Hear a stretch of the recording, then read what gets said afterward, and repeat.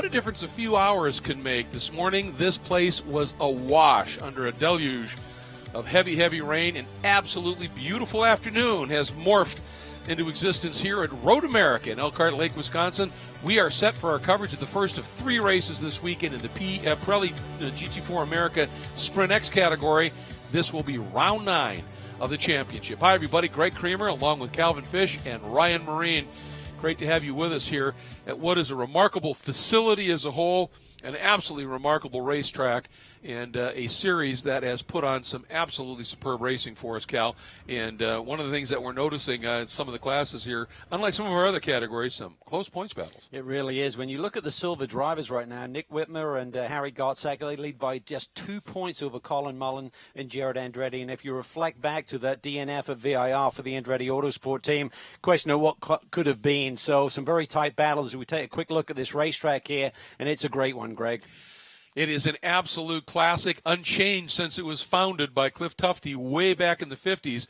4 miles in length, 14 turns, and a couple of them are spectacular. They really are. You need a lot from the car here. You need good straightaway speed, but you need the car to be really good into these long, deep brake zones. And these corners are long. They go on forever. And if the car is not balanced, it's really going to hurt your lap times here. Carved out of the Kettle Moraine forest, and when you hear the word moraine, yes, indeed, it was glacially formed. So you're either running in the valley between the moraines or you're going up and over them. And the elevation change here can be abrupt and pretty amazing. And the speeds here are absolutely phenomenal. You've got 3 very, very fast sections of track and leading into very tricky downhill braking zones in turn 5 and turn 8, even turn 3 to a degree.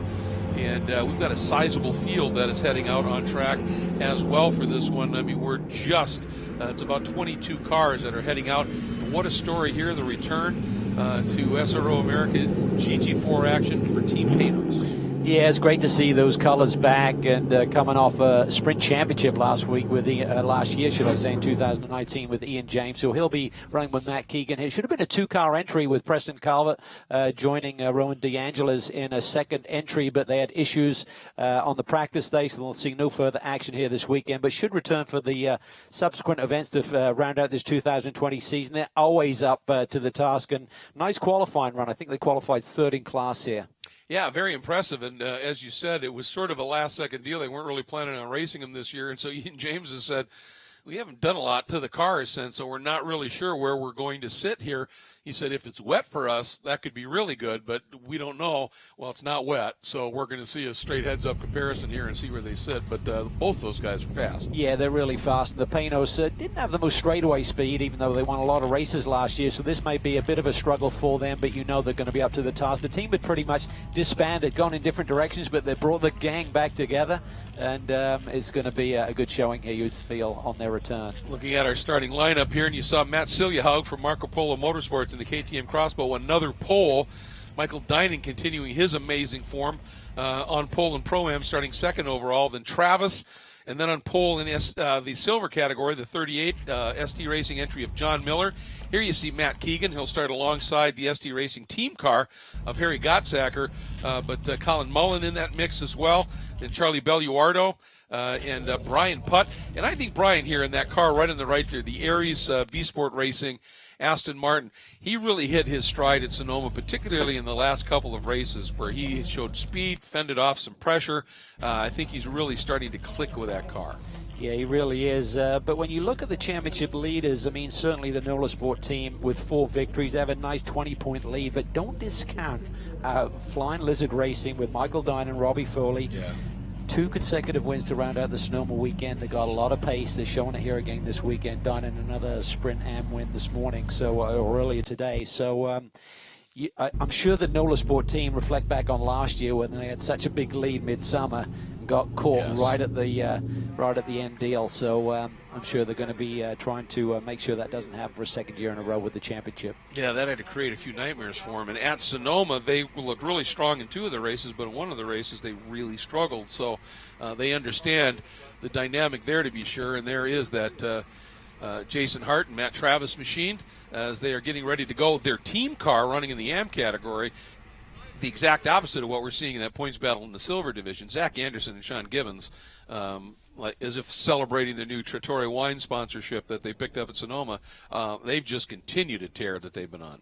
Yeah, 5 wins, 3 podiums in 8 races, so that gives them a very healthy lead of 66 points, I think, is in the championship right now. So it's not over, but if they continue to execute like the way they've been doing so far this year, they will be tough to beat.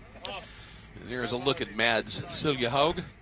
He is one talented driver, a factory driver for the Ryder Engineering team, which is the company that creates these GT4 crossbows for that company. And there is Matt Keegan. Matt has shown, he runs as an AM, but he has shown some pretty significant speed. He had an overall pole in one of the events last year in the Sprintx division. He's quick, and it'll be interesting to see. And like you said, he did a nice job qualifying. Here's that number 38. And again, this is the John Miller Samantha Tan car. And John Miller was up on it in qualifying with an absolutely great run. Second in the silver category. But with a great run. And then Pole in the AM wanted to note it was the number 7 NOLA Sport entry of Sean Gibbons. So they've done a nice job. And they're actually running a third car here this weekend as well. So NOLA Sport busy and always pretty effective in what they do. Speaking of busy, Jason Bell. Yeah. 8 races on this weekend. Just loving these triple headers and running in 3 different classes. Ran the GT4 sprint race a little bit earlier today. He's also running in his GT Sports Club Porsche GT2 machine a couple of times this weekend. So but he's done a really nice job of being disciplined and jumping between different cars and doing a really solid job this summer. Had a shot there of Colin Mullen in the Andretti Motorsport Window World McLaren. They've been chasing a couple of things with the those McLarens here. Actually couldn't even run in the sprint race, but he's out and ready to go and had a pretty good qualifying run in the Sprintx category here. There was a look at that Trattori Farms, which is the company that does the Trattori wines as well as olive oils with the number 7 entry. And look there again. You see that Galaxy Magnesium. It was a sponsorship that just sort of fell into place from that company that has helped these 2 cars. Now one for this weekend, but those 2 cars be on the grid for the rest of the year. Yeah, let's not forget Matt Keegan and Preston Calvert came off a Sprint XM championship win last year. So even though they didn't start this season, kind of feeling out the COVID situation, but I think the protocols that have been put in place have really given a lot of confidence to people who are on the outside looking in to return to racing. Yeah, I agree. And again, we just can't say enough about not just the series itself and the venues, the promoters, but these teams recognizing that if you don't follow these protocols, racing stops. And everybody has been absolutely superb at following the protocols to a T to make sure that, 1, everybody's as safe as possible, and 2, that racing can continue. Look there, bending down, talking to his co-driver. That's Chris Wilson. And we talk about just the immense speed he has. By age now, he ends up as a bronze-rated driver. Yes. But the guy can run as with any. I mean, it was at one of the races at VIR. He ran with the Windward team in GT3 outside front row qualifying effort. I mean, the guy is blazingly fast. Yeah, it's fun to watch Chris at this stage of his career, just enjoying life, enjoying the rides that he's able to get. A lot of it brought about by his bronze rating, but that's okay. That's the name of the game right now. They've had 3 wins on the year, and the Aston Martin package in a number of different teams' hands looks very strong this year.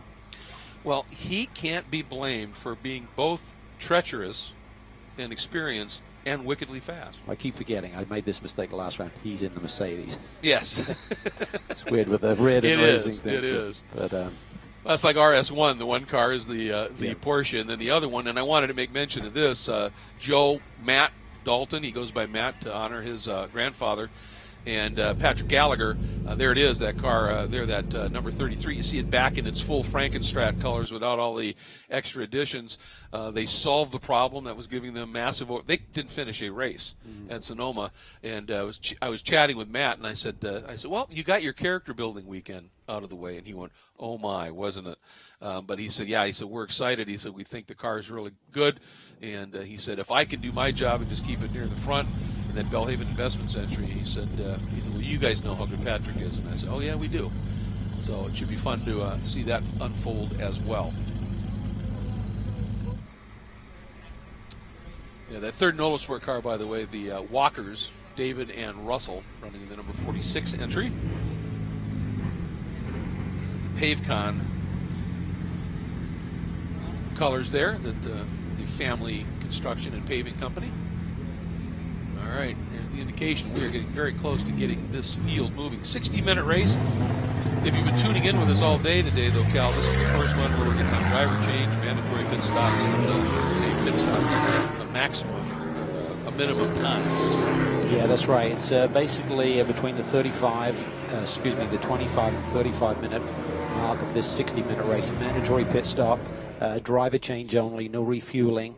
And we talked about the fact with the weather this morning, we talked about track drying out, as you can see, perfect conditions right now. So that's not a factor in terms of them having to switch between wet and dry with the tires if the track should be drying. So should be plenty of time. It's a long pit lane here, but 91 seconds should give them ample time if they don't have a little bit of a bobble on their driver change. Now, the one thing that I think people still have to be very, very careful of, especially in the run out of the carousel through that back section of track, the Kettle Bottoms area, is if you drop a tire into the grass, we had so much rain this morning, that and the soil's still going to be wet, and it's going to be very, very sketchy. It's hard to recover in a number of areas if you do drop wheels off the circuit. So everyone's got to be aware of that, particularly if you're in the championship hunt. It's a triple header weekend. If you don't have a backup car, you got to make sure that you got a good car to run through the second and third round of this weekend.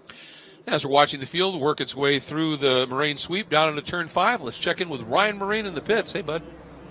Hey, Greg. Hey, Cal. How are you guys doing? Hopefully you're enjoying this nice weather. I sure am, because things sure have changed since earlier today. And one guy who's actually not so happy about seeing that is Nikolai Elganian and his co-driver, Mads Siljehaug. They really wanted it to rain today. They're not so sure that KTM is going to have the legs down these long straightaways here at Road America in the dry. So they were one of the few, I think, that were doing the rain dance earlier today. A couple other storylines up and down pit lane. The Panos you talked about, that return. Matt Keegan, I had a chance to speak with him a little bit ago, and like you alluded to, not a lot of time on track in the build-up to this race, so I asked him how it was going, and he said, to be honest, it really has picked up right where we left off, and that's been really good. And so he's really excited to be back out on track and enjoying his racing here once again. We certainly miss them. We don't miss the rain, though, guys, that's for sure. Much better conditions, at least for us down here in pit lane. Maybe not so much for the pole-sitting KTM. Well, the picture of you that circulated on Twitter with you and your rain gear down there was certainly interesting. I'm glad you don't have to endure that. And the problem, obviously, for that Crossbow is almost twofold, isn't it? Doesn't have the straight line speed. It runs as a lighter car. They've given it a little bit more power and a little bit more weight to make it more raceable, but it still struggles there. And because it's lighter, it doesn't get heat in the tires as well.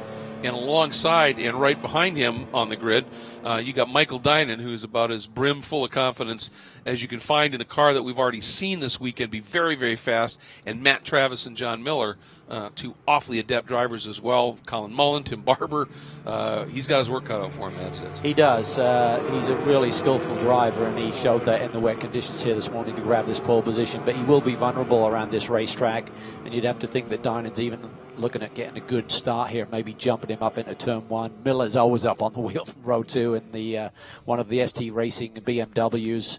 He and Samantha Tan running third in the championship right now.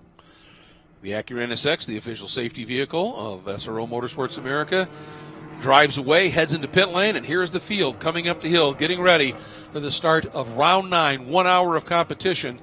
And right about as they crest this climb, and this is one of the few shots where it gives you an idea of how steep it is, but it is steep. And once they roll up over the top edge, they get into view of the start stand, and Mads bringing him up, waiting for that green flag, and there it goes, and he got a nice little jump. We'll see, it's a long run, though, down into turn 1. Let's see what can happen. Looks like Travis didn't get on the trigger quite as quickly. See if Miller can do something. And here comes Dynan, looks to the inside, but Mads able to out-deep him into 1. Miller around the outside. And Barber. He's a brave boy, Miller, is he always going for it. And here down the inside is Colin Mullen aboard the Andretti Autosport McLaren, trying to push his way into 4th spot. Boy, look at Miller. He's trying to work the outside. That should pinch Dynan's exit. Miller might be well positioned here to go all the way to 2nd on this start, Cal. Tim Barber, a nice start as well. He's looking for some positions early, coming off a victory at Sonoma. All right, the Moraine sweep. This is one of those incredibly fast, long sections, and Siljehaug has just enough in hand. And it's not going to hurt him that Miller and Dynan and Mullen are duking it out just a little bit. Slows them both up. Oh, look at that move there. Miller running wide, and there goes Dynan. And up the inside goes Mullen as well. Can he make that work? Miller's having none of that. Miller's trying to fight back there, and that's one of the things. You can be really brave and deep on the brakes there, but the tire temperature is just not there to make it woe down enough, and this has given Matt Silliahag the gap that he needs. If he can just run his lap time area, we know he's going to be vulnerable on the straightaway parts, but he's got a nice gap here to just hit his marks and try and run his own pace. Well, that, I think, was exactly the tonic that that crossbow needed, was to have the people behind him start racing each other, being defensive, running wide, cut and thrust type stuff, so he could build that little bit of a margin. And here's the rest of the field, and they are tightly condensed. Miller and Gottsacker in the second of the ST Racing cars right there. Looking for Brian Putt. There he is. Looks like Jason Bell has moved up a spot. Brian Putt and that B-Sport team have had a really strong Yes, they have. showing at Sonoma at a second, a third, and a fourth spot. So you know what the next one is. They're looking for that first win on the season. He and Kenton Cook doing a great job. And that Redline Oil Bimmerworld BMW at the back of that queue right there, that red and white car of James Walker Jr., he said they have gone through the absolute roller coaster here. He and Bill Oberlin were both very, very fast. Had a bit of an off. Bill did, actually, and dinged the car up just a little bit. They said they got out for their hardship lap in the wet this morning. The car was diabolical. Had a horrible qualifying run. And speaking of runs, look at the launch Miller got coming out of 14. Boy, does that BMW have some straightaway pace. Just cleared him before they even got to finish the brake zone. Now Mullen having a look down the inside of Dynan here, decides the better of it. You got to get out of 3 well. You know, you talk about all these corners at this track, but turn 3 is mighty important too. It really is, and all of the corners here are really critical because typically they lead on to this long stretch here of acceleration down towards the brake zone for turn 5, and Matt Silliahag is probably enjoying what he's seeing there, that little battle side by side. Mullen makes a move around Dynan as well, so Andretti Autosport up to the 3rd position overall. So it's Miller, then Mullen now, then Dynan, as you mentioned, then that little gap back to Barber. He's got Gottsacker right behind him, up through turn 6. Oh, and a big off by Miller. Yeah. That was weird. That really was. Just it didn't look like he was running all that fast in there. No, it was bizarre. Just kind of lost control there and through the grass. Probably no damage to the car, but lost a bundle of positions there. It's now through turn 8 under the infamous Speedville Bridge. There's a look at Dynan, number 21 Flying Lizard Aston Martin.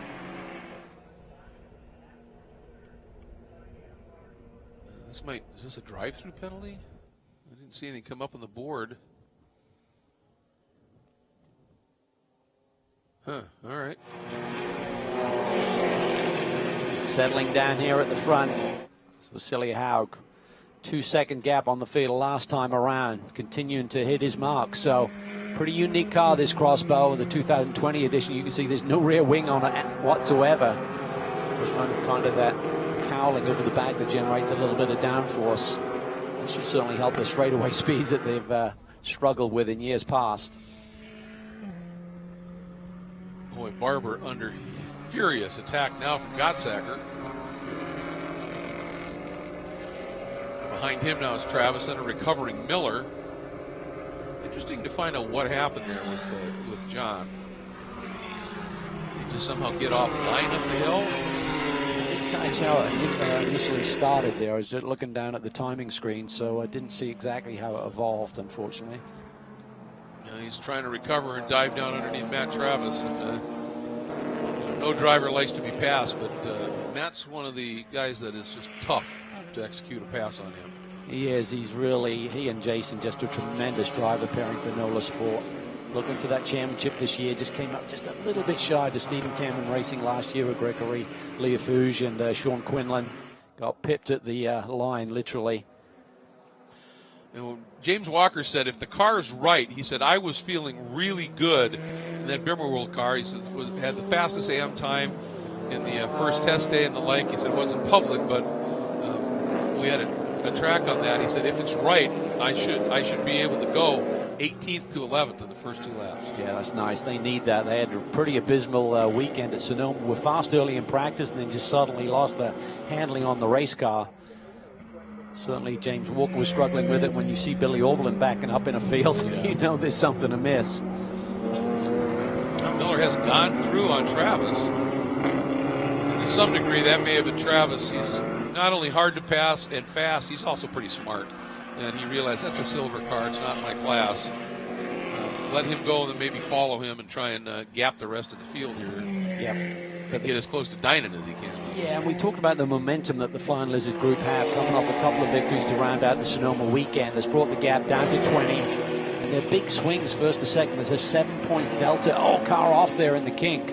Is that maybe the Panos? Used to run that red-white, that American flag livery right across the maybe Dynan.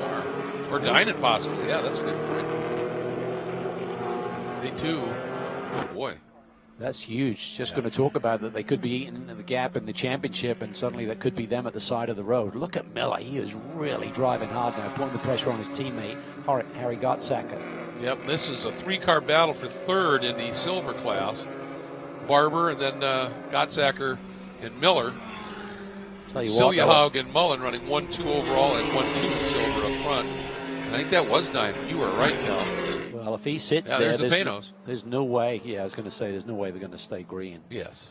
Yep, and there it is. As you said. I'm not sure if he pulled off or whether it was very early in the corner. Yeah. I'm not sure if it's a technical issue or. Well, the guy that this might really benefit here is Walker Jr., that German World car, because he's absolutely flying right now. Yeah, up to 4th in class, so this is great. It's exactly what you need. If you have a poor qualifying run, get by a bundle of the cars, then have another reset and keep attacking. And the guy who's going to be crying in his helmet potentially is Celia Haug. These guys are really slowing down. It's like they're still racing up the front here. Yeah. We're seeing the flags flying around the track, so. Curious to know what happened to Dynan. Yeah, and also I was just looking on the very outside up the hill into turn 6. There's a bunch of gravel, and I wonder if Miller got his tires onto that and just could not get turned in.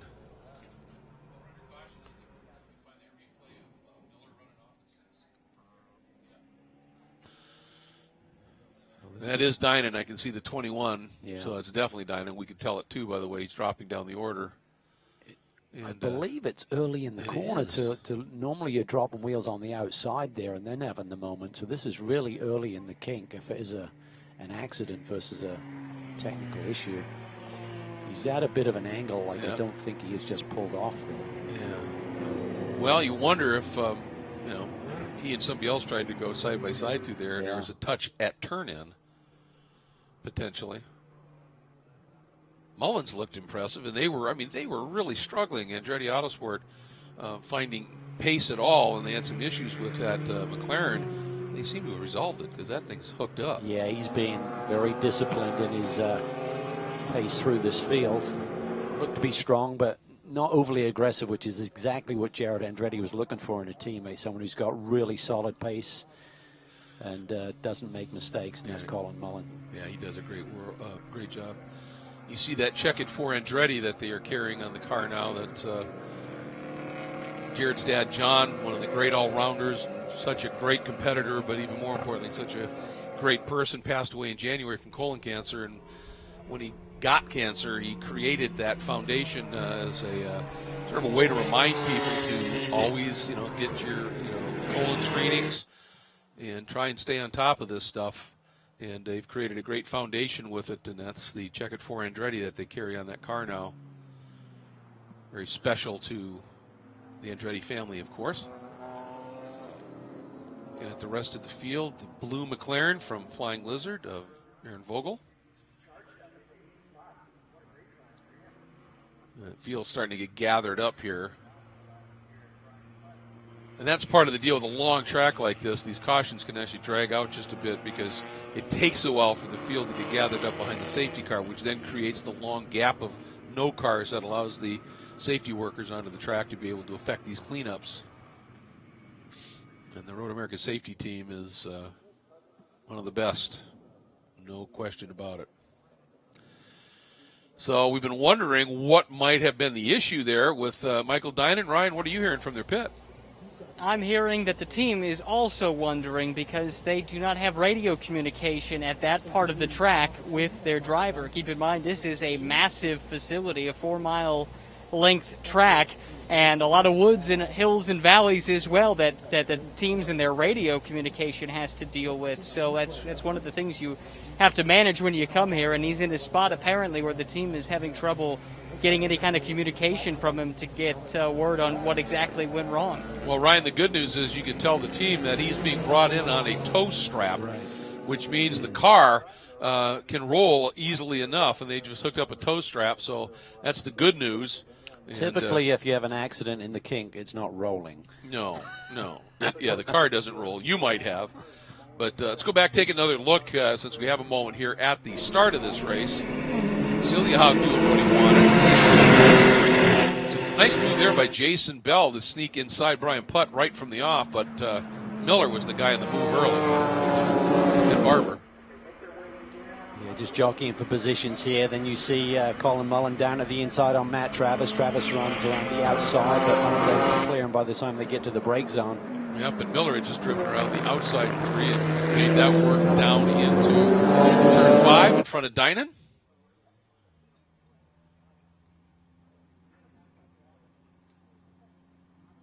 So as soon as they can get that car off the track, we can go back to racing.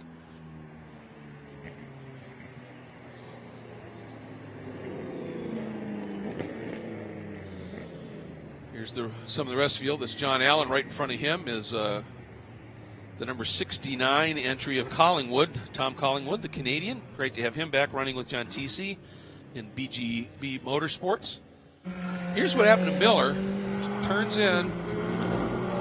Just wasn't home. Just goes straight off. It's like the front end would just not respond and just spin off the racetrack. That was really bizarre. It was. Like I said, I saw some gravel up on the outside, on the right side of the track, right on the edge. I don't know if he just nicked into that, but it's obviously healthy. He's cut his way back through the field a little bit here. So lights are still on, so we're going to have one more lap here. The question is, can Silliahog get that escape done again? He's got the opportunity, since now it's a single file restart and nobody can pass until you get to the green flag. If he can roll into it at the right time and get a gap back to Mullen a little bit, and then just absolutely set sail. Yeah. Really interested to find out what happened here to Dinan, because if it was just if the car just shut off or something, turning into the kink. But I wonder if there's something technical where the car is actually locked up, so there's no damage to the car, but it will not release and roll. Be towed back to the pit lane. This is going to eat up a lot of the time. We're going to get really close to that pit stop window opening. 10 more minutes before that occurs. You're going to eat an easy 4 minutes here just driving around behind the safety car. Exactly. If you do 2 of those, then it's next time around you'll be diving into pit lane. And with the rules, it's the lower graded driver that does the qualifying and starts this first race on the weekend, so you typically want to get your second driver in. They typically got a bit more pace and ability to make some moves. Now I suppose with Dinan it's possible that when he whatever got him off track over there with his wet and the like as it is, that he just high-sided in a rut and they were just pulling him onto the track and he was restarting and going to drive in his zone. We'll have to see. Ryan Marine is now reporting from pit lane and maybe some kind of suspension damage. So not sure if he hit something or maybe something was not reacting correctly, and Michael just drove off the race circuit to not go through there at speed.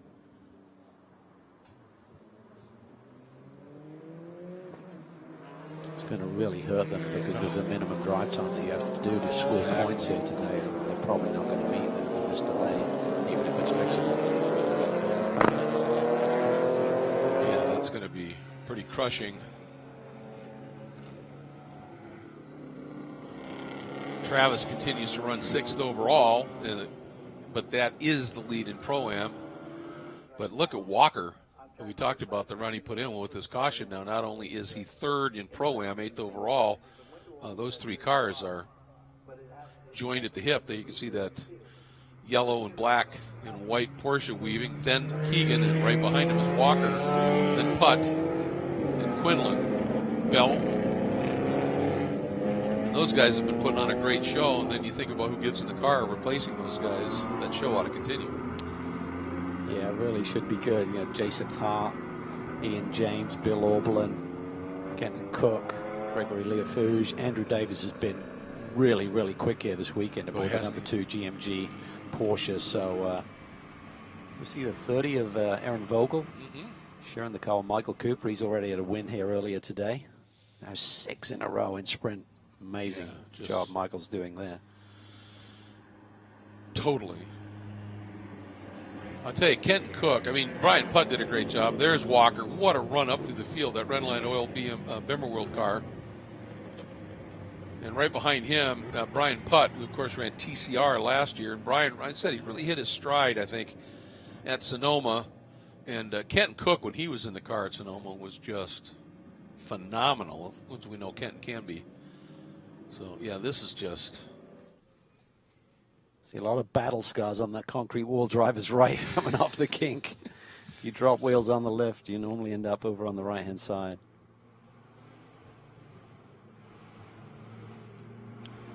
And you go so quick through there, either side you go off. It's usually pretty substantial, that's for sure. Here's Tom Collingwood, BGB Porsche. They don't run every race in the championship, but BGB has such a strong history of particularly running Porsches in this type of competition. GS, GTS, and now the GT4 ranks. And this strategy-wise is really going to play in a lot of hands. I mean, Chris Wilson's going to be jumping on board, looking for their 3rd win of the year.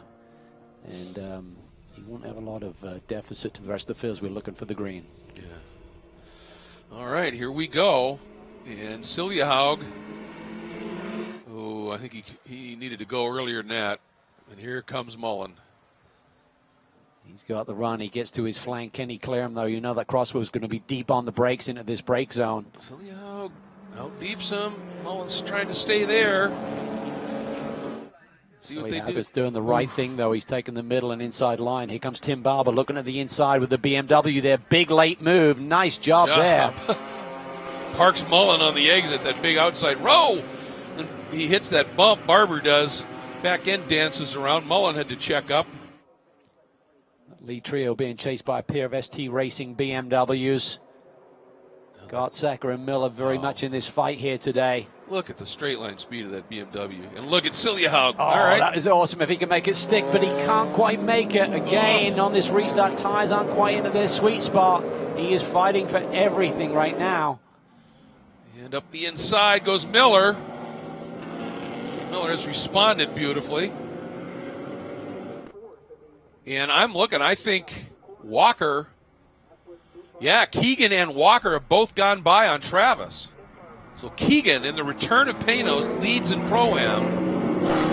There he is. Then Walker right behind him, then Travis, and then Quinlan. Walker's doing a great job here, and great to see Matt Keegan up in the pound seats, up in the front row seats here in class. Really nice start here, running 2nd. Actually, he's got the lead now. Yeah. Keegan to the lead. Walker's hunting. Look at him. Boy, he just rolled speed. Didn't even use up all the track. He still rolled a lot of speed through the kink. Yeah, that BMW's got the pace. Clears him easily. Breaks it in the middle of the road.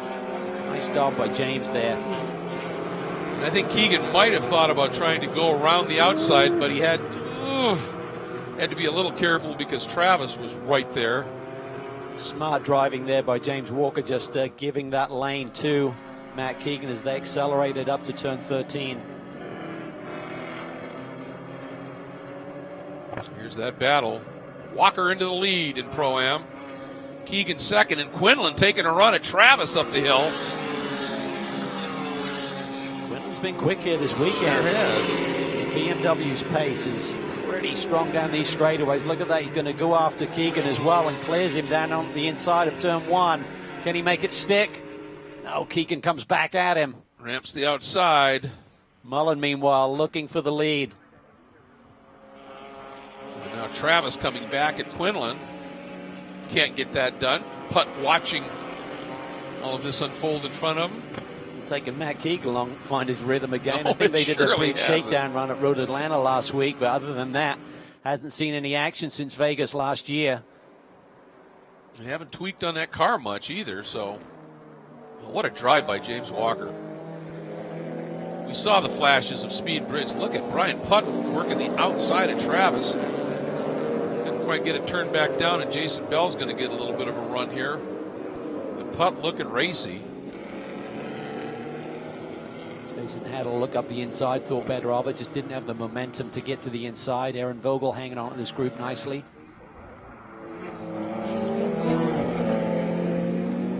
Yeah, she's doing a nice job.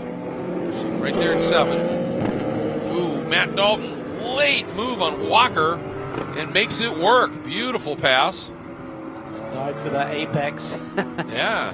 Used up the ABS there probably and just made it stick. This has been a good lap for Dalton because at the start of it, he was behind Walker in that number 46, the green and black Nola Sport Porsche, and the number 7 of Gibbons, which is the other Nola Sport car, and he got them both in this lap. That restart was exactly what the Millerized team with Matt Ciliahide did not want. The Marco Polo Motorsport team, they wanted clean air, and that restart really just enabled the rest of the gang to swamp him. Now setting the stage, no tire change here. Crossbow's lightweight. End of this race, and we don't have any more cautions. They could be even quicker in terms of tire life. Yeah, certainly tire degradation around Road America is very important. And looking at the leader's pace, they should be able to dive in on this next lap if they choose to do the earliest time to make that pit stop. Lap times are about 2:20. You see they're under 2 minutes to get back to pit entry.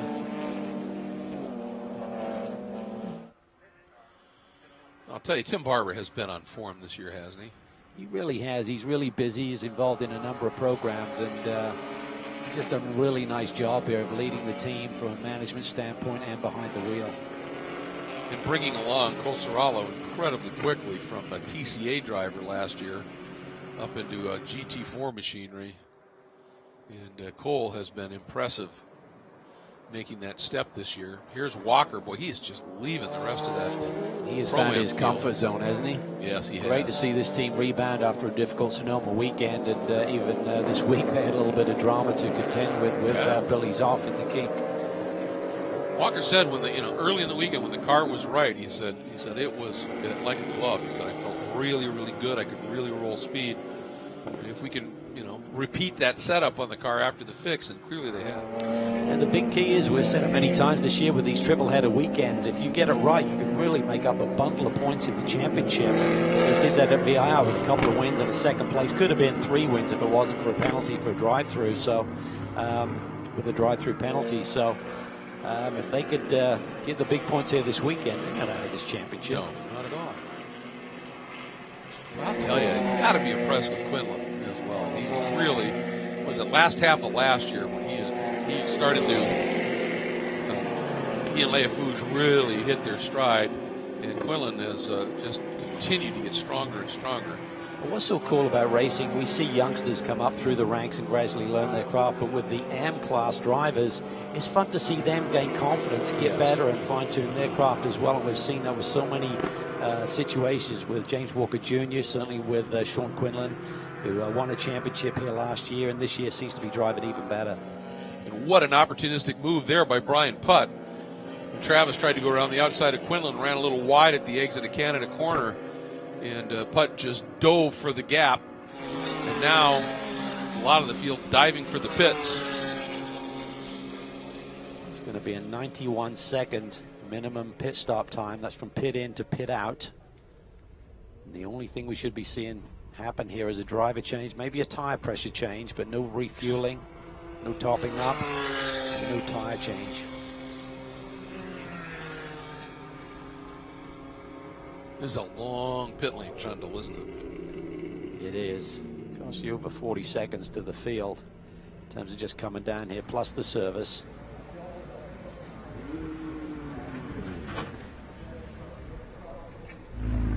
Jared Andretti, Bim Walder Bill Oberlin, been on a roll of late, Greg. Well, yeah, just set broke one of the all-time coveted records in sports car racing. Ty had been in with Scott Pruitt for a number of years. Just a few weeks ago, broke that record, took it unto his own, 61 wins. It doesn't include any of his wins in GT4 competition, so it's just GT3 and above. So many of them with the BMW brand. He's very proud to still represent them. A lot of these guys easily just sitting there. That's the good sign. You get in and you just sit and wait. They gave plenty of time to be comfortable with here. Everybody heading out. We'll keep an eye on the stops. A little long for the Andretti Mullen switch. A little short for Walker to. But they get the joker. You got 1 second joker, so they're within that. Yep. 7/10 underneath the minimum, so they can't use it again this weekend, but they're using it right now. How about Quinlan DeLeafouge? 91.07. That's nice. That's about as snug as you want it. Steve Cameron getting the math correct. Well, I'll tell you, the Panos team, not a lot of rust there either, was it? A 91.4. Yeah, they're such a good group. I mean, just finally crafted themselves over the last few years to be one of the more dominant teams in our championship. Shame to see them go away on a full-time basis this year. Well, the interesting thing was that Ian commented that when this opportunity came together, the team had disbanded essentially. So all of the members of the team had gone and are doing their own things, and they reached out and said, "Hey, we got this opportunity," and they all came back and said, "You bet, we want to be part of this." All right, Harry Gottsacker coming in. Love the graphics on that car. Yeah, just a great team. I think this is a team that is building nicely as well. They've got some really great young drivers on board. Doing a really solid job. Always immaculately represented. There's Nick Whitmer ready to go, take over from his teammate. They have the championship lead right now, but only by a couple of points. And the team they're fighting are having a good day, Andretti Autosport.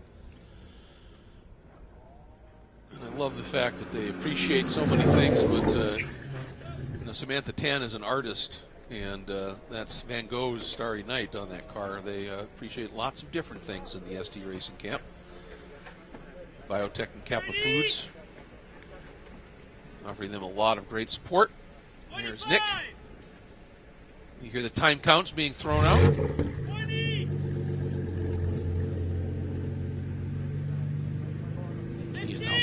I was just thinking that. Just stay calm. You got plenty of time. When those numbers get down to 3, 4, 4-3, you don't lose it. Just finish your job. See the telescoping steering column there. Make it easy to get out of the car and get back in. All right, when you're at pit out like tight, this, it can Andretti's got the run. He's going to clear him.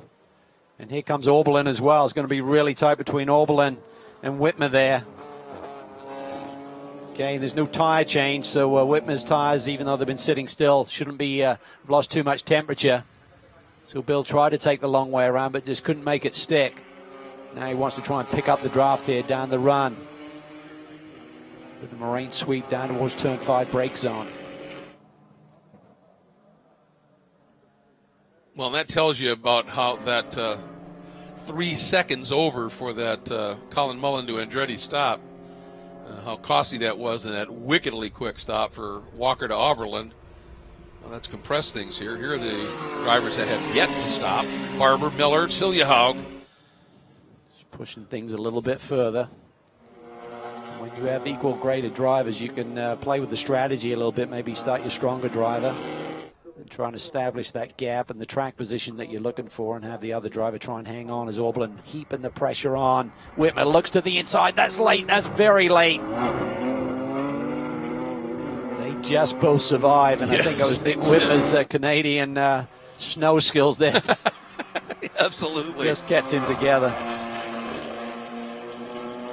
You and I remember, was it 2 years ago, or when Whitmer was running in TC in that front drive Honda Accord, and the back tires almost were meaningless for a lot of the race. That was a nice save. It looked like a pretty optimistic move there by Orblin, and just grazed the fender and turned him a little bit. Yeah.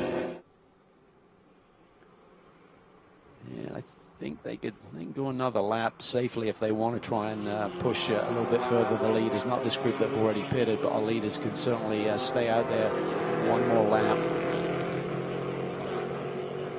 See if any of them make the move. We'll keep an eye on it for you, certainly. But, boy, this is going to be a fun little race. Yeah, and, again, keep in mind the first two cars in this queue are racing silver, racing each other for position. Oberlin is in a Pro-Am car. And you call that none of the three leaders right now that are still out have pitted.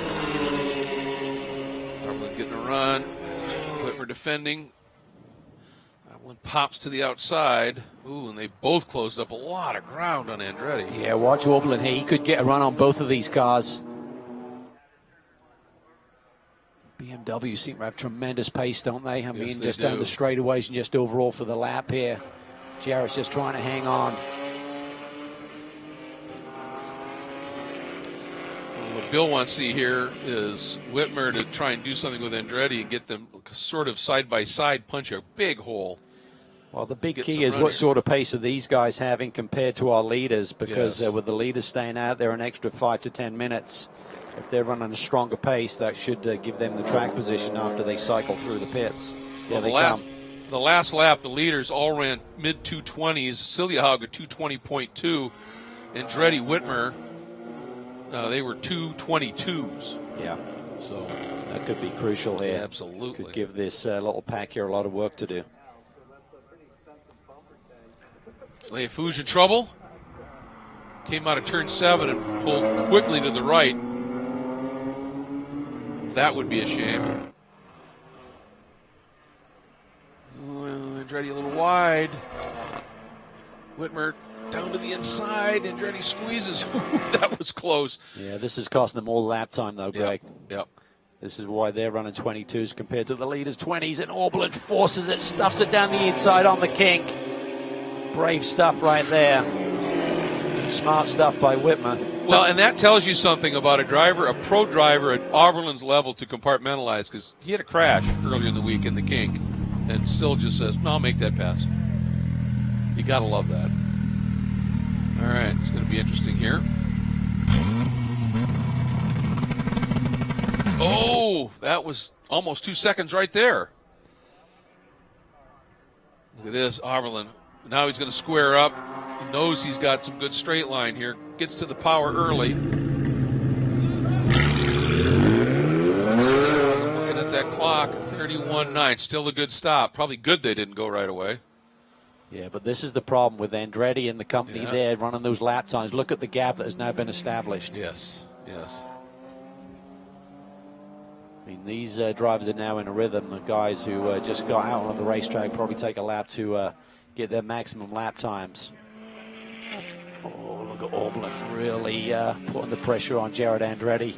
You got two pretty feisty, stubborn drivers now going up against it. You know, I'm not sure that Barber pitted yet. Well, I think he could have gone one more lap. Ooh, I think he's coming in now, I would imagine. There he is. Yeah. Boy, is he cutting that close. Yeah, they're trying to maximize his pace. He made it by 20 seconds. Yeah, that's a good call. I like. Oh, was there a little touch? There was definitely a little brush there, and Andretti. This has got. I knew this was going to get ugly. Well, and the thing is you don't intimidate Andretti. And Oberlin got in there and gave him a little touch, and you can just see Andretti go, hey, I played that game well. The problem with that game is you don't intimidate Bill Orblin either. Well, this is true. And there's Bill's answer. And look at this. Whitmer's going to square up. He's got a long way to go around the carousel. Great battle. Great stuff, exactly. And now we'll see Oberlin clear these guys. We'll see what he can do relative to those cars up front. Fortunately, we're having a bit of drama for the GMG number 2 Porsche. Some fuel pump issues, so a long pit stop for them. It's going to cost them any chance of victory here today as we see the CCR team going to work. And leading this race right now up in front of these guys is actually Samantha Tan in the number 38 entry started by John Miller.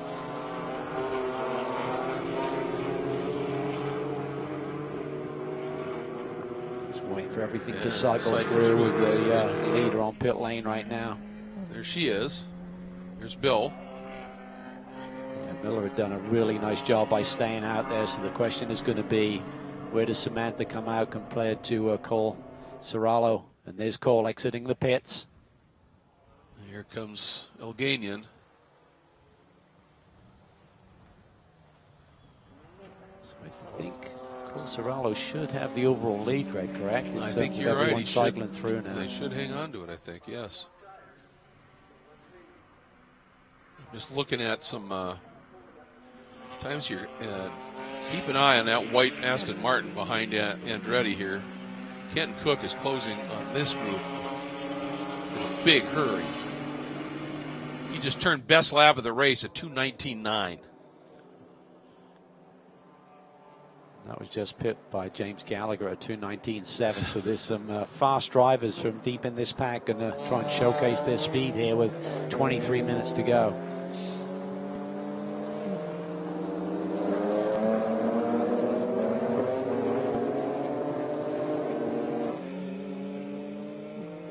I'm impressed. It's taken Bill Oberlin a little bit of time to get to Samantha Tan. She really is starting to come into her own as a driver, I think. She really is. A lot more experience now on board, of course, and Nick Johnson has been kind of mentoring her both on and off the racetrack in terms of her fitness levels, trying to ramp those up a little bit, just mental strength and everything, as well as speed behind the wheel. So it really seems to be showcasing itself here nicely mid part of this season. But she's under the attack now from her teammate. Nick Whitmer has caught this car. Here's your battle for the lead. Serralo and Elganian. Elganian seems like he's caught that BMW and starting to put the pressure on.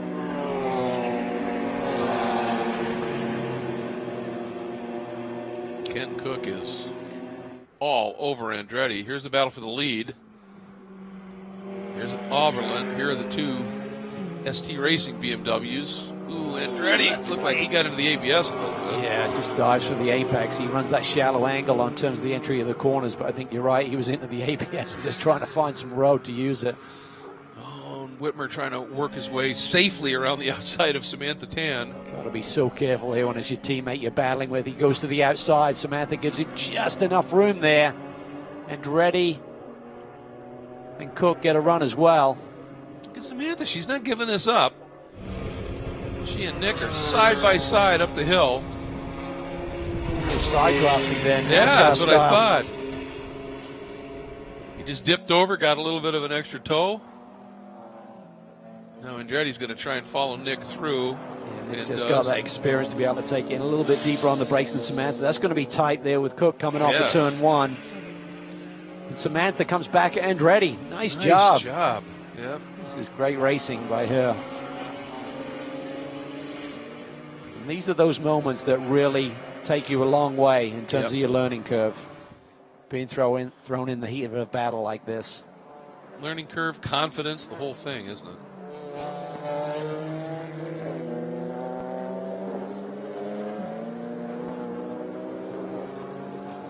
Just tucks it back in there and finds the rhythm once again. Andretti really struggling to get off the turn 5 there. Backhand stepping out on him. Cook down to the inside, takes the position from Samantha. And there's Jason Hart just coming into view. I'll tell you, Zach Anderson is doing it again, Cal. 9th overall, leading in AM. As we said, they're going to be tough to beat for that championship. He and Sean have been doing a tremendous job. Kenton down to the inside. What a move. Yeah. Wow. I'm surprised that Jared gave him that lane there. Maybe he thought he couldn't make it stick, but certainly that Aston Martin is hooked up.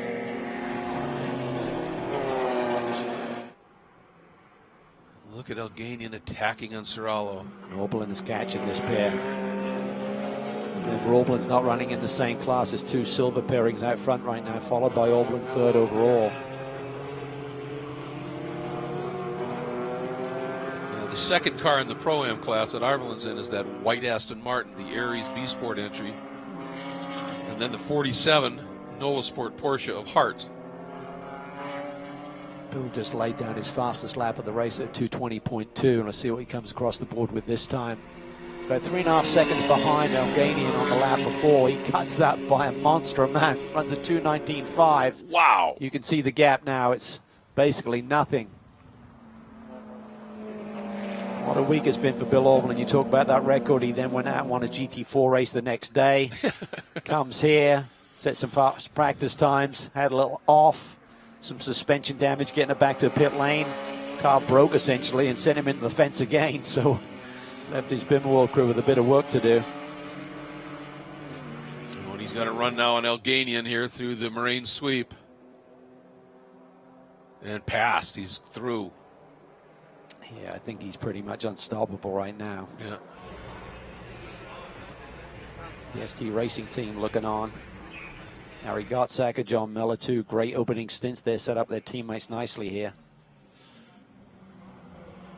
Well, what a moment here for Cole Serralo, huh? Last year a TCA driver in a little front drive Honda, and this year leading Bill Auberlen. He's got a BMW legend right on his tail right now and slides it down to the inside. He has to get on the brakes a little bit heavily because Cole wasn't going to give it to him. I like to see that. Me too. No point in forcing the issue now for Auberlen. He's got to use all of his experience, recognize he's got a faster car, just get the momentum, try and get a charge through the kink, maybe he can clear him down in the Canada corner. We saw how much speed Walker could roll through this corner. Yeah, Auberlen's right there. Be surprised if he doesn't try and make a move. He pops to the inside, deep on the brakes, and Cole thinks about the cutback move, and Auberlen didn't exit quite as wide as Cole was hoping for. Yeah, and I think that's the key. That's the experience, right? Not just flying it down the inside and trying to scramble to keep it on the racetrack. Once he's got the car inside on that position and got the competitor off to your side, then just slow it way down. Make sure you get the apex speed down to what you normally run and just keep the other guy out there. Yeah, if you can park him a little bit, park him. He's pretty much under control right now. He's going to be tough to beat here today. And this is what they need. They need to rebound from that really disappointing weekend out west in California at Sonoma Raceway and rebound here. And if they can have a strong weekend, yeah, anything's possible in this championship still. Well, right now, they have a Kenton Cook would be next, and he's running 5th overall. And then Hart is 8th overall, 3rd, and that's the real battle, Auberlen to Hart. So that's, what, a 10-point swing?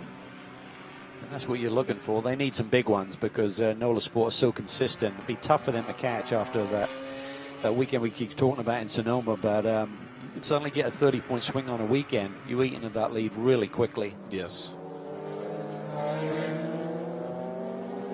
And for Hart, I mean, one of the great races that we've seen him drive was at VIR when he had Auberlen attacking him for, 10 laps at the end of the race, and he didn't miss a beat and hung on to that win. So Jason's got around Samantha on this lap. Auberlen, you can see, stretching that lead. But this is still the battle for the lead in the silver class. So Alganian needs to get by Cole Serralo here. Serralo just lit those rears up a little bit. And Alganian thought about a move into 8. He would have come from way back. And they got to watch out. I mean, Alganian can't wait too long because Whitmer is catching this group. Well, did you see how much speed he rolled through the carousel at the latter third of the carousel? He actually had to just tap the brake for a minute. I love when you got the confidence to run on that outside curb on the turn-in point for the kink. That means that car is working really, really well. That's off to that team. They've been doing a lot of testing out west in the heat, just for durability testing. It was 106 degrees when they were testing there just a couple of weeks ago. So.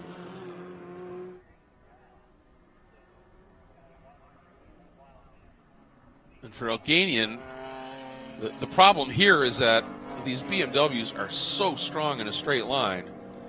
Yeah. And he wants to stay right with Serralo, But the problem is Whitmer came out of 14 with a huge head of steam. He does this, does that side draft, and he's by. Yeah, that's frustrating, but the Crossbow doesn't achieve its lap time down the straights. It does it through the corners, and big roll of speed there for Whitmer. Just a matter of time, I think, before he clears Cole and takes the class lead.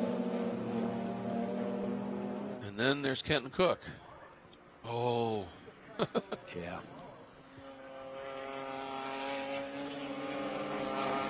So he's going to try and hang on here, but that ST Racing BMW just looks to be much stronger right now. Now he gets the draft. Pulls to the inside. I think he's got the position. Does he? Ooh, that is close. So close. Sheet of paper width difference here. Whitmer deep on the brakes. Cole's going to try. Ooh, both of them bobble a little bit. Look at Kenton. Yeah, he is drifting it through turn 5. He wants in on this action.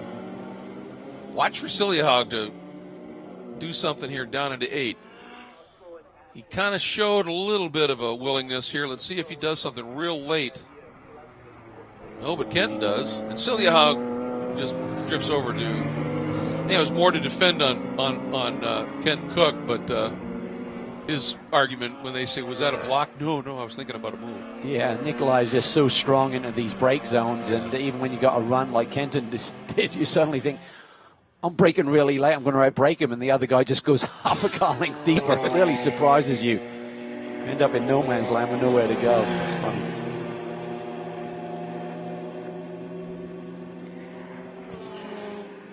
And this is important for Auburn to get away from this pack here a little bit, because that B Sport Racing Aston Martin is certainly strong. Kenton around the outside of Nikolai Alganian. That's for a position overall, but he's looking way down the road at that red and white Bimmerworld BMW M4 that Bill Auberlen has in the lead. That's his next position to try and gain in class. So we talk about their momentum, Greg. Second, third, and a fourth place finish at Sonoma. They're showcasing it every single weekend. Boy, and he got out of 14 incredibly well. Tucked well underneath the wing of Serralo. And he needs the draft to just stick with the BMW. Boy, those M4s are stout in a straight line, aren't they? They are here. Looks to the inside. Deep on the brakes. Just manages to squeak it. Cole fights him back, though. Just miss each other coming off of turn 1, but should give Kenton the inside line into the brake zone for turn 3 here.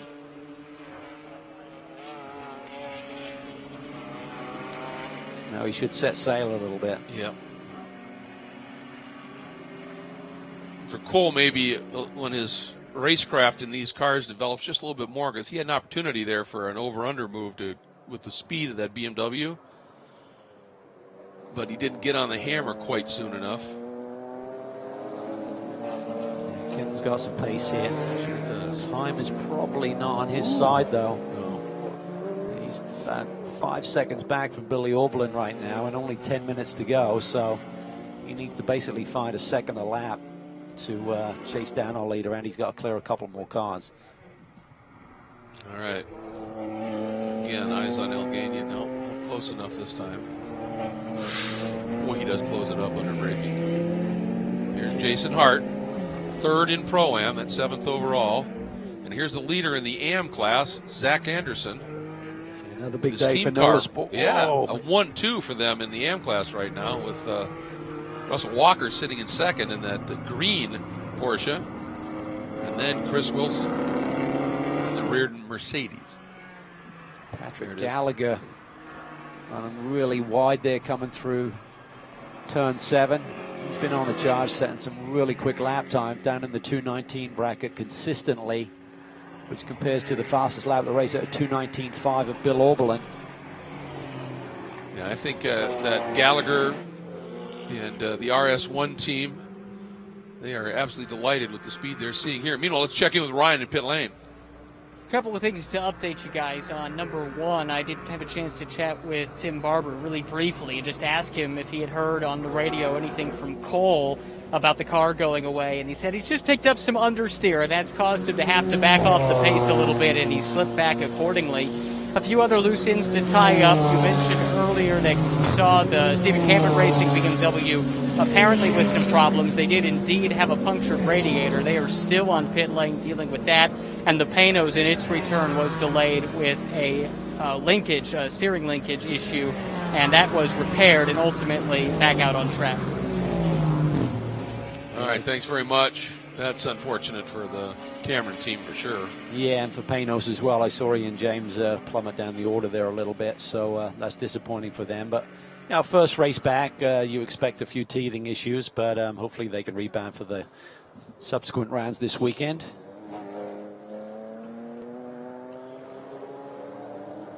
Looks like Alganian has dropped off just a little bit now. Here is what a great scrap this is here between the two NOLA cars, the 7 and the 46, the yellow and black and the white and green, and that white Mercedes. Yeah, and I thought with that yellow could really put Chris Wilson in a good position to make some moves here. And he doesn't have a lot of time left on the board, but a quick look at his last lap time. Yeah, Anderson ran at 220.8, Walker at 221.2, and Wilson's in the high 19, so he has the speed to chase these guys down here with 8 minutes to go. I'm impressed with what we're seeing from Russell Walker here.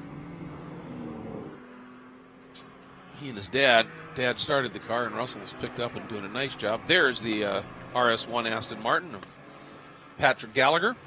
That's not an AM car, that's a Pro-Am car, but for them, after the weekend they had at Sonoma, one, the fact that they have the speed that they have is going to be an absolute delight for them, and two, for Matt Dalton now in pit lane, cheering on Patrick after that weekend, this is going to be great medicine. It is, and it's just, I'm sure they'll be frustrated by what could have been at the rounds at Sonoma, where they just had technical issues all weekend long, but it's nice to bounce back and have a strong race car and show good lap times here. Coming up on 7 to go, Oberlin's margin over Whitmer, 4 seconds, 1.3 back to Cook. So Oberlin to Cook in the battle for Pro-Am is 5.2 seconds. He's stretching it a little bit, not a lot, but just stretching it a little bit over Kenton.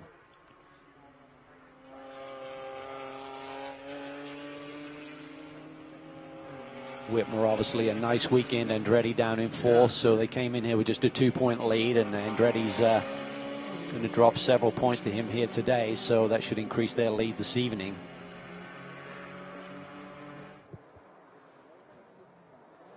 I'll tell you, that margin, Anderson to Walker, half a second. Wilson, as you said, just 1.3 adrift. Yeah, that's going to really tighten up by the checkered flag here this afternoon. We could see some changes in position there for the AM podium, I feel. Nikolai, though, just continuing to heap the pressure on Cirolo, who's not cracked so far. This is for the podium positions in the silver class. Whitmer has a healthy lead over these guys, but they're pushing hard. There's Andretti running fourth in the silver class. And for Cirolo, this defense is pretty impressive when you consider that, and here comes Nikolai. That is late. He's up and over the curb, and he just gets into him. Nice save there by Cole, kind of Whitmer-esque. Yep. And nice job there by Nikolai. He probably could have turned under and driven away, and he just checked up and let him save it and come right back in front of him. Well, you're so frustrated because you got a car that's quick through the corners, good into the brake zones, but you just arrive at those brake zones just in that. You're in the car and you just got that feeling, I'm just outside of it. But Nikolai pushed hard there to try and get inside him. Just not quite close enough. Certainly could outbrake the BMW, but was too far back.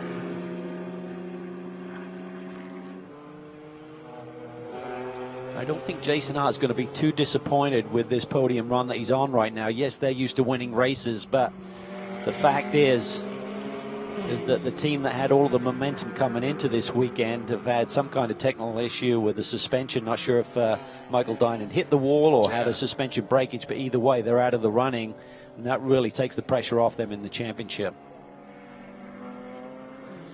What I was getting at with Cirolo is, to have this kind of a defense and do it when the car has picked up a push, so you don't have the car you'd like to have in a defense. Although oftentimes when you have a push, you need to turn in a little bit sooner anyway, so that's probably not hurting him in that defense too much, huh? Right. Andretti's starting to close it up now on these guys. And then Hart. It's like he's Gallagher has gone around Wilson. Oh, wow. It's not for positioning class, but It's going to stymie Chris Wilson. It is. Charging him, isn't it? Wilson needs Gallagher to try and clear Walker and Anderson and allow him to go on the attack. And we were speculating again about what may have been the issue with Dinan. Ryan, any updates? Yes, I ran into Michael just a moment ago walking through the pit lane, and he said it was the strangest thing. He was following Jared Andretti, and Jared dropped a wheel, kicked up some debris, and they believe that some of that debris actually hit some kind of a switch or button that was the kill switch, the power shutoff. And so he just lost all power and ground to a halt and ended up where you guys saw in the broadcast right there on the entrance to the kink. He said it was the strangest thing. Yeah, what a rare occurrence you'd have to think, obviously. That is and then to not bizarre. be able to suss it out and actually have to have it. Quite sure why it move. took them so long to tow it back to the pits if it was just an Yeah. electrical issue. You assumed it had some kind of suspension or driveline component that had failed. Well, have to dig into that one a little bit more if we can. Tell you what, Andretti getting by Algany was really taking the heat off Cirolo for the runner-up position in class.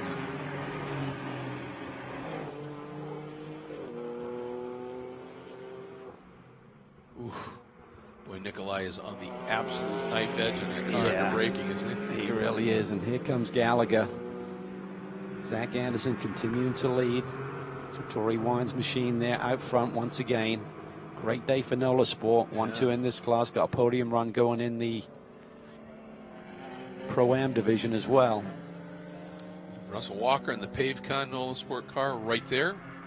Second in class. Then Gallagher. Again, that is the Pro-Am car. He's fourth in that class right now. I tell you what, Wilson has not made the charge that I thought he would. No. He was really eating into that gap to the leaders, but suddenly he's backed off the pace a little bit these last couple of laps here.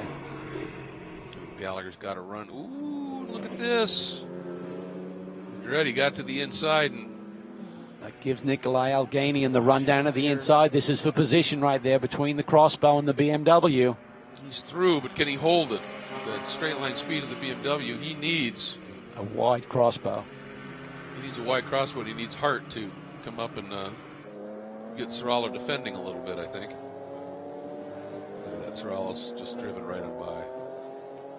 Yeah, it's got to be disheartening, but Nikolai's from a long way back there. He stuffs it down the inside. Can he get it well down enough? Yes, he does. Really nice job there. There That comes allows Hart. Hart to get the run to the inside. Hart checks up. Yeah, Hart's just got to be careful. There's no point in getting involved in this fight right now. Right.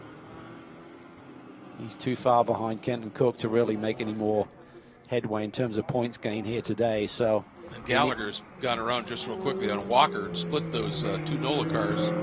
Again, not class battle, but Gallagher is hooked up. yeah, Hart just needs to sit where he is. Yeah. And just forget about this little battle in front of him. Let them go at it the rest of the way. It's tough when that racer's mentality is inside the helmet, Exactly. right? Oh, here he comes. Yeah. The trouble is it can so easily go wrong when you're leading a championship and your closest pursuer is having a bad day, and there's nothing to be gained right here. What we're looking Right. at, that scenario, nothing to be gained for Jason Hart. Yeah, and it's not like Gallagher's got enough time to come back at him and demote him off the podium. So the only, for Hart, Going to be he one sits more where he lap is, he's here. It's good. tight with Orblin to the stripe, but should be a few seconds left on the clock to do one more. 10 seconds. There's Oblin, there's Whitmer. Look at Cook closing. Okay, not for position. Right. Pro-Am is the leader with Orblin, then Silver Whitmer, then Pro-Am again with Cook. So in that scenario, does Cook go, all right, I've got a margin back to Andretti, I'll back off, or does Whitmer go, I'll let him through? Either way. It's Works either way if you're being exactly. smart. I mean, with multi-class racing, you've just got to be thinking about the big picture. Particularly for Whitmer, who's got that championship lead. You have to think if Cook gets close to him, just let him go. Last couple of laps, just as a reference, and I'm sure it's Bill Arberlin, managing things, but Cook's been running 2 to 3 tenths quicker than Arberlin. There's been quite a bit of drop-off here towards the end. Remember, it's the same set of tires that had to survive this full 60-minute race here, and everyone's been using them up in terms of their fight to get to the track position they currently have. But just another solid podium run for the B-Sport team. Yeah. And keep in mind, this is a brand new team. Brian Putt and Kenton Cook and Kenton's wife really created this team. Kenton's wife manages the team.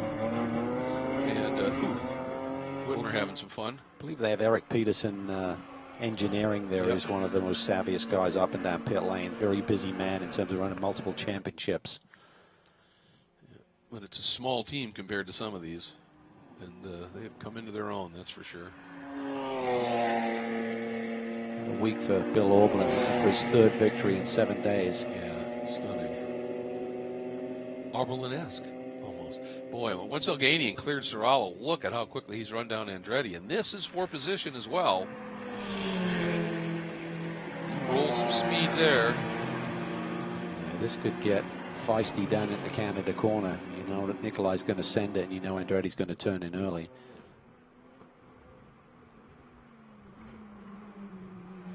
Way to go with it. Yeah.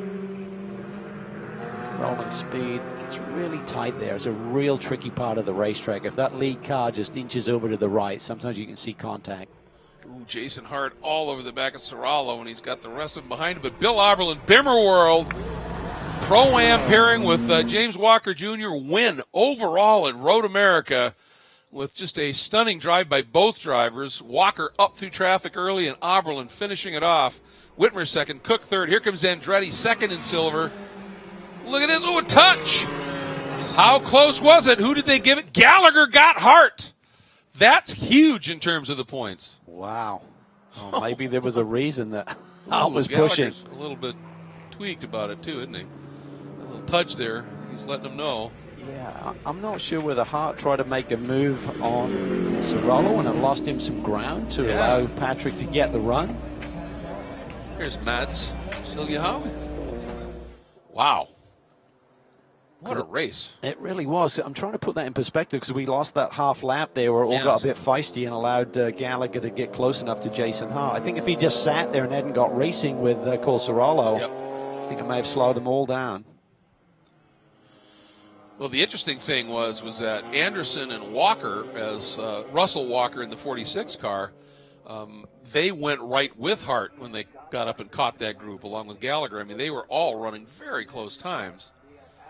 And it was a heck of a scrum, but boy, Auberlen, what a race. And again, big kudos to James Walker Jr., who did what he had to, coming from deep in the pack, turning that car over in a nice place. And for Zach Anderson and Sean Gibbons and the Trattori Farms, Nola Sport Porsche, another AM win. The team car second, Chris Wilson, John Allen third in the Reardon Roll Tide entry. Some good stuff.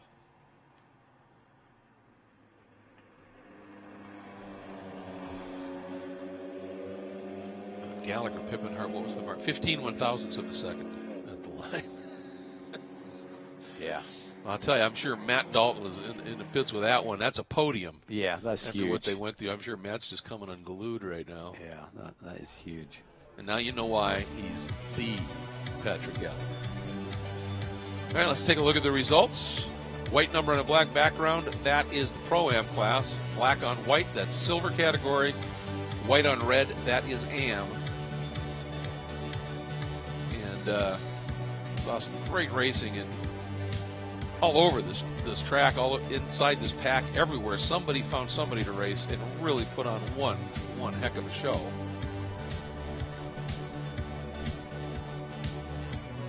Looking at Gallagher ended up less than half a second from Serralo. So that's, again, not a class battle, but just how much ground he made up in that race. Tough day for the Panos team ultimately, but they certainly showed their class and pace on return. So we'll see what they can bounce back with overnight with the technical issues, which we believe was a toe link suspension. Billy Oberlin, another BMW victory. He said that was nice. I saw a tally, and this would have been a couple of years ago, of his wins in BMWs. It was astounding, the number that he's put in. Again, counting everything he's run in BMW. I think he's close to, I know it's over 400 because he celebrated that Road Atlanta a couple of years ago. So there's probably 430, 440 races in a BMW.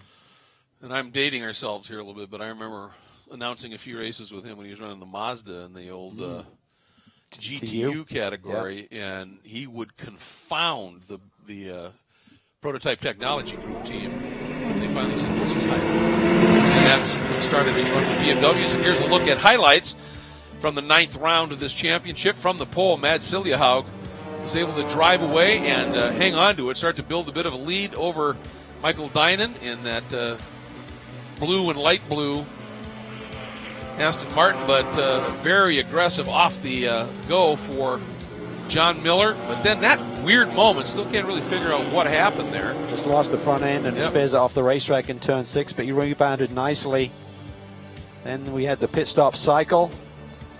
Andretti, then Oberlin trying to make a move around the outside. Can't quite make it stick on the ST Racing number 28 machine, but a little bit later in the going, stuffs it down the inside on Whitmer.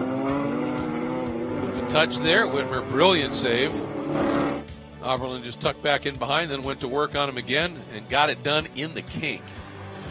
Well, I think for Whitmer, he's thinking if he'll elbow me in turn 8, maybe he'll do it in the kink. I'm not going to survive that one. Yeah, exactly. And then this move by Ken Cook down the inside of Jared Andretti in the carousel, that was brilliant. Really was. The car was hooked up, and then ultimately the battle for the lead. Oberlin down at the inside on Cirolo makes it stick. Bill would then drive off into a little bit of a distance, but the battling wasn't done. Andretti and Cirolo side by each. Both of them floating way wide, but hanging on to it. Nikolai Elganian thinking he had an opportunity, but in the end, Oberlin and Walker and Bimmerworld bring the BMW home with the overall and Pro-Am win here at Road America in the 9th round of the championship. Whitmer second overall, the win in silver. And then Zach Anderson, Whitmer, of course, teamed with Harry Gottsacker. And then Zach Anderson, 9th overall, teamed with Sean Gibbons, the win in the AM category. And by a very scant margin over their teammate. We were looking at some of the other numbers, but how about 0.12 of a second was the winning margin for Anderson to Russell Walker. And Russell serving notice that he's a player in this AM championship. Yeah, great run. Yeah. And then lots to chew on tonight at dinner. Yeah, absolutely. Absolutely.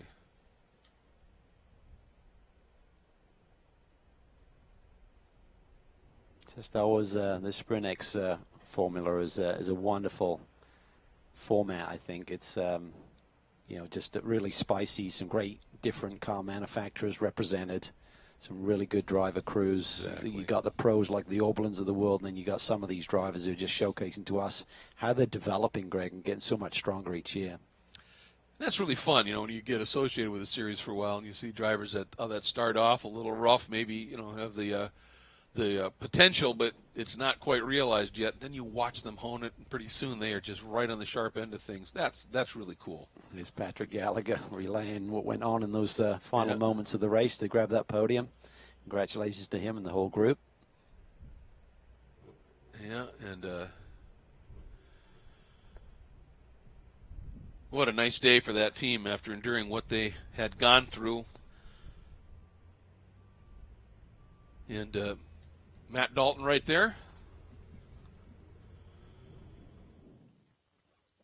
Matt had a little off early in the weekend, and he said, yeah, everything's going great till I found the wall.